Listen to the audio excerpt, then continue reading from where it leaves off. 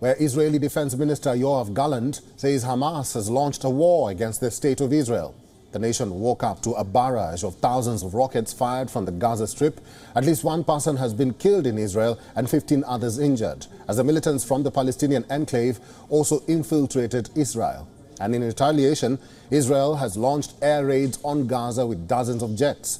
In what comes as the biggest offensive against Israel following 2021's 10-day war, the armed wing of the Hamas rulers of Gaza Strip have declared the launch of Operation Al-Aqsa Flood. Hamas has also called on the resistance fighters in the West Bank, as well as other Arab and Islamic nations, to join the battle. The Hamas group says over 5,000 rockets have been fired since the break of dawn. Israeli minister says Hamas made a grave mistake by launching a war against Israel. Israel's president, Isaac Herzog, says it is a difficult time for Israel. Air raid sirens wailed across Israel's south and central areas, including in Jerusalem, Rehovot, and Ashkelon.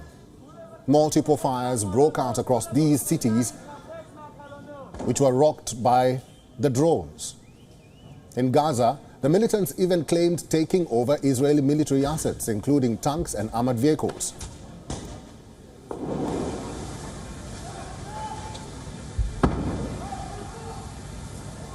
A Hamas brigade has released images showing what they say is their members penetrating the Israel-Gaza border fence and patrolling on the Israeli side.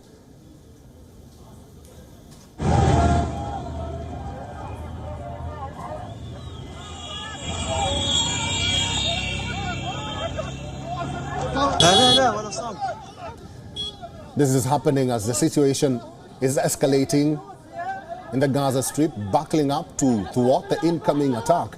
The Israeli Defense Forces launched air raids in Gaza under the Operation Iron Swords. Israel's military said Hamas launched massive shooting of rockets, adding that terrorists infiltrated into Israeli territory in a number of different locations at the same time. Israeli army says Hamas will face the consequences and responsibility for these events. Israel's top-level security cabinet is holding a meeting amid the surprise Hamas attack. Meanwhile, international community has condemned Hamas attack, including Germany, Greece, Belgium, the European Union and others. Countries like the US and India have also issued advisories for their citizens living in Israel. The latest fire follows a period of heightened tensions in September when Israel closed the border to Gazan workers for 2 weeks. The shutdown of the crossing came as Palestinian protest rocked the heavily militarized border. Critics had slammed the border closure as collective punishment against thousands of Palestinian workers. Meanwhile, the months-long anti-judicial reform protests have been called off in the wake of the latest attacks. And for a more comprehensive understanding of this situation, our correspondent Jody Cohen has sent us this report. Half of Israel was woken up by the sounds of air raid sirens going off on Saturday morning. Hamas said it had launched a barrage of 5,000 rockets into southern and central Israel, including in Tel Aviv, Jerusalem and here in Ra'anana. People would have rushed to shelters like this one and to stairwells, but it looks like the Iron Dome missile defense system could have been overwhelmed with reports of multiple strikes in Israel. Now, one 70-year-old woman has been killed and numerous injured.